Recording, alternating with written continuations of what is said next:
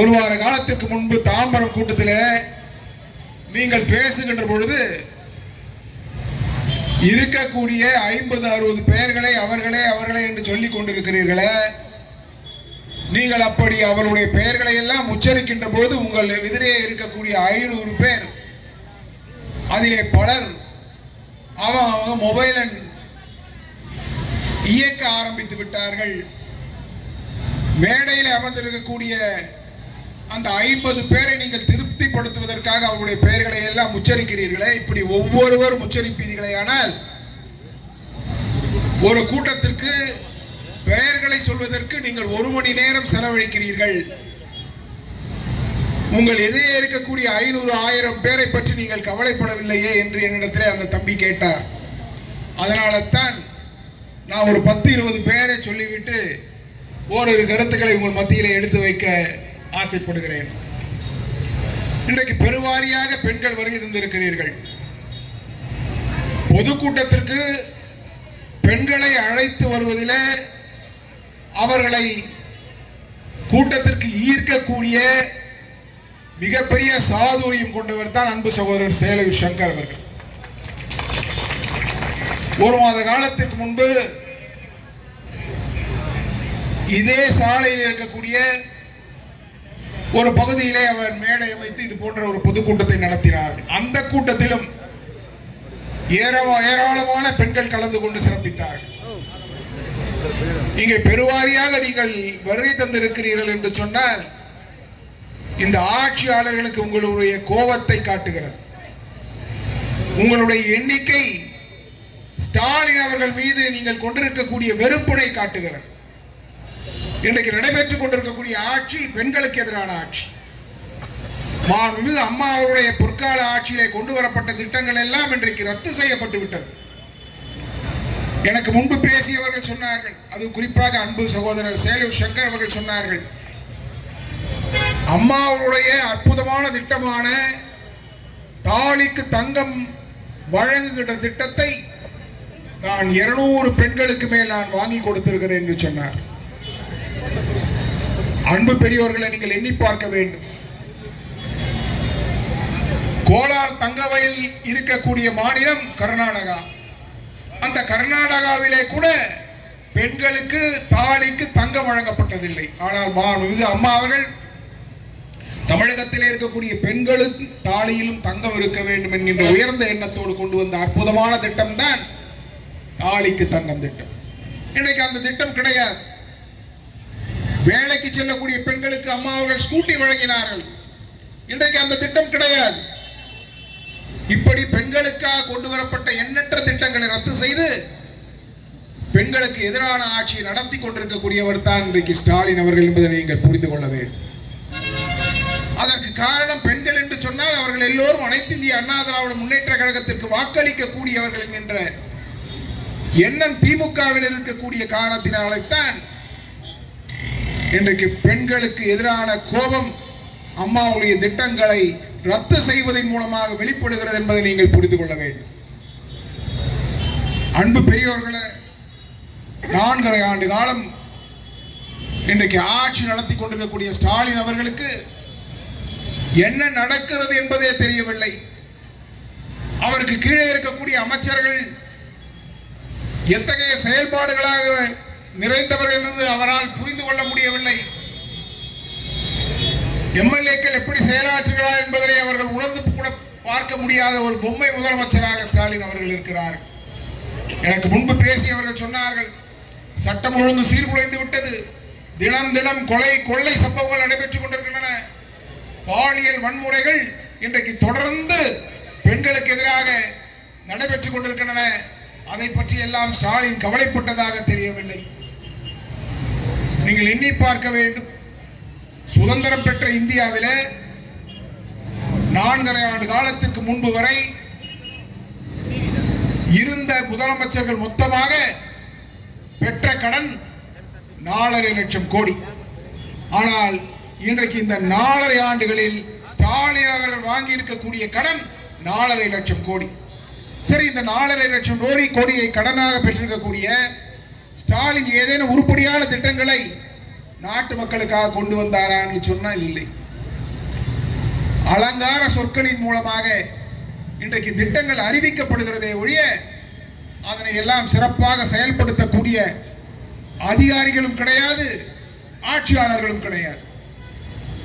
நீங்கள் எண்ணி பார்க்க வேண்டும், எப்படிப்பட்ட அற்புதமான திட்டங்களை எல்லாம் அண்ணன் எடப்பாடியார் அவர்கள் கொண்டு வந்தார்கள். அம்மா அவர்கள் மறைவிற்கு பிறகு 4.5 ஆண்டு காலம் தொடர்ந்து பல்வேறு அற்புதமான திட்டங்கள். மிகப்பெரிய மாவட்டமாக இருந்த செங்கல்பட்டு மாவட்டத்தை 2ஆக பிரித்து, காஞ்சிபுரம் மாவட்டத்தை 2ஆக பிரித்து ஒரு புதிய செங்கல்பட்டு மாவட்டத்தை உருவாக்கி தந்தவர் அருமை அண்ணன் எடப்பாடியார் அவர்கள். 2000 மினி கிளினிக்குகள் கிராமந்தோறும் ஆங்காங்கே மினி கிளினிக்குகளை ஏற்படுத்தியவர் அண்ணன் எடப்பாடியார் அவர்கள். பாலாற்றிலே 3 தடுப்பணைகளை கட்டியவர். அது மட்டுமல்ல பெரியோர்களே, இன்றைக்கு இந்த தாம்பரம் தொகுதியில பல்வேறு திட்டங்களை கொண்டு வந்தார். பாசத்துக்குரிய அன்பு சகோதரர் டி.கே.எம். சின்னையா அவர்கள் அமைச்சராக இருந்தார்கள். அன்பு தம்பி சாந்தகுமார் அவர்கள் சம்பாகம் நகரமன்ற தலைவராக இருந்தார்கள். நமது பாசத்துக்குரிய அருமை சகோதரர் மோகன் அவர்கள் பேரூராட்சி மன்ற தலைவராக இருந்தார்கள் சிட்லப்பாக்கத்தில். அப்பொழுது இருந்த பூங்காக்களை நீங்கள் எண்ணி பார்க்க வேண்டும். அப்பொழுது இருந்த குளங்கள், ஏரிகள் எப்படி இருந்தது என்று நீங்கள் எண்ணி பார்க்க வேண்டும். இன்றைக்கு குளங்கள், ஏரிகள் எல்லாம் கழிவு நீர் குட்டைகளாக இருக்கிறது. பூங்காக்கள் சமூக விரோதிகளின் கூடாரமாக இருக்கிறது. இதுதான் இன்றைக்கு தாம்பரம் மாநகராட்சியில் இருக்கக்கூடிய நிலைமை. அருமையண்ணன் எடப்பாடியார் அவர்கள் சிட்லப்பாக்கம் ஏரி மேம்பாட்டுக்காக 25 கோடி ரூபாய் நிதியை வழங்கினார்கள். இன்றைக்கு அந்த பணி ஆரம்பிக்கப்பட்டு 6 ஆண்டுகள் ஆகிறது. இந்த 4.5 ஆண்டு கால ஆட்சியில இன்னும் அந்த பணியினை முடித்த பாடில்லை. நேற்றைய தினம் அந்த ஏரியிலே ஒரு பெண்ணின் சடலம் மிதக்கிறது. 4 நாட்களுக்கு முன்பு 2 சிறுவர்களின் சடலங்கள் மிதந்தன. 1 வருட காலத்திற்கு முன்பு ஏற்கனவே 2 சிறுவர்கள் அங்கே குளிக்க சென்றவர்கள் இறந்து போயிருக்கிறார்கள். இப்படி வருடந்தோறும் அங்கே இறப்பிற்கான காரணம் அந்த பணியினை செவ்வனே முடிக்காததுதான் காரணம் என்பதனை இந்த நேரத்தில் நான் தெரிவித்துக் கொள்ள கடமைப்பட்டிருக்கிறேன். அது மட்டுமல்ல, இன்னைக்கு இந்த தொகுதியிலே பல்வேறு இடங்களிலே கட் அண்ட் கவர் என்று சொல்லக்கூடிய முதல் முறையாக தமிழகத்திலே வெள்ள நீரினை பூமிக்கு கீழே கால்வாயினை அமைத்து அந்த வெள்ள நீரினை வடிக்க செய்த பெருமை அருமையண்ணன் எடப்பாடியார் அவர்களை சாரும். இன்றைக்கு பல்வேறு இடங்களிலே அந்த கட் அண்ட் கவர் என்று சொல்லக்கூடிய கட் அண்ட் கவர் என்று சொன்னால் அந்த கால்வாய் என்பது ஒரு 15 அடிக்கு கீழே, சாலைக்கு கீழே மிகப்பெரிய கால்வாய்கள் அமைத்து அதற்கு மேலே கான்கிரீட் சாலைகளை அமைத்து இன்றைக்கு ஒரு அற்புதமான திட்டத்தை அண்ணன் எடப்பாடியார் அவர்கள் தாம்பரத்தில் செய்து காட்டினார். ஆனால் இன்றைக்கு தாம்பரம் மாநகராட்சி என்பது பெயரளவிலே மாநகராட்சியாக இருக்கிறதே தவிர இன்றைக்கு உருப்படியான எந்த கட்டமைப்பு வசதிகளையும் ஏற்படுத்தாத ஒரு மாநகராட்சியாக இருக்கு. எனக்கு முன்பு பேசியவர்கள் சொன்னார்கள், அண்ணன் எடப்பாடி அவர்கள் 4.5 ஆண்டு கால நல்லாட்சியை வழங்கினார்கள். அந்த 4.5 ஆண்டு கால ஆட்சியில 2.5 ஆண்டு காலம் கொரோனா தாக்கம், கொரோனா என்கின்ற கிருமி தொற்று தமிழகத்தை மட்டுமல்ல உலக நாடுகளை பாதித்தது. கிருமி அந்த கொரோனா என்றால் என்னவென்றே தெரியாத ஒரு சூழ்நிலையில அண்ணன் எடப்பாடியார் அவர்கள் அதனை திறம்பட எதிர்கொண்டார்கள்.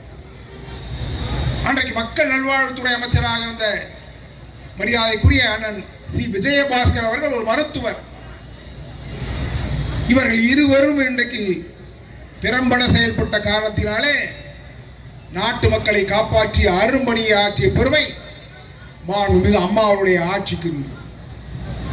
இதையெல்லாம் நீங்கள் எண்ணி பார்க்க வேண்டும். அதற்கு பிறகு வறட்சி, அதற்கு பிறகு வெள்ளம், இப்படி இயற்கை சீற்றங்களை எல்லாம் எதிர்கொண்ட ஒரே தலைவர் ஆளுமைமிக்க எங்களுடைய அண்ணன் எடப்பாடியார் அவர்கள் என்பதனை இந்த நேரத்தில் நான் பெருமையோடு தெரிவித்துக் கொள்ள கடமைப்பட்டிருக்கிறேன்.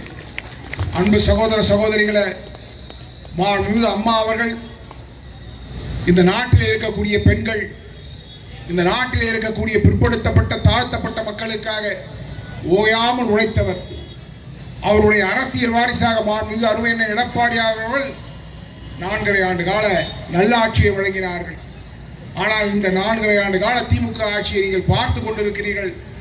அவலங்களை எல்லாம் தினம் தினம் நீங்கள் அனுபவித்துக் கொண்டிருக்கிறீர்கள். சொத்துக்களை எல்லாம் விற்று சொத்து வரி செலுத்தக்கூடிய நிலைமையை உருவாக்கியவர் ஸ்டாலின் அவர்கள். இன்றைக்கு 4.5 ஆண்டு காலத்திலே 4 முறை மின்சார கட்டண உயர்வினை ஏற்படுத்தியவர் ஸ்டாலின் அவர்கள். இதனையெல்லாம் நீங்கள் புரிந்து கொள்ள வேண்டும். இந்த ஆட்சி ஒழிக்கப்பட வேண்டிய ஆட்சி, இந்த ஆட்சி வீட்டுக்கு அனுப்பப்பட வேண்டிய ஆட்சி. வருகிற 2026ஆம் ஆண்டில் நடைபெறவிருக்கக்கூடிய பொது தேர்தலிலே உங்களுடைய பேராதரவை மாண்புமிகு அருமையண்ணன் எடப்பாடியார் அவர்களுக்கு வழங்கி மீண்டும் மாண்புமிகு அம்மா அவர்களுடைய பொற்கால ஆட்சி அமைக்க உங்களுடைய பேராதரவினை வேண்டி விரும்பி கேட்டு விடைபெறுகிறேன். நன்றி, வணக்கம்.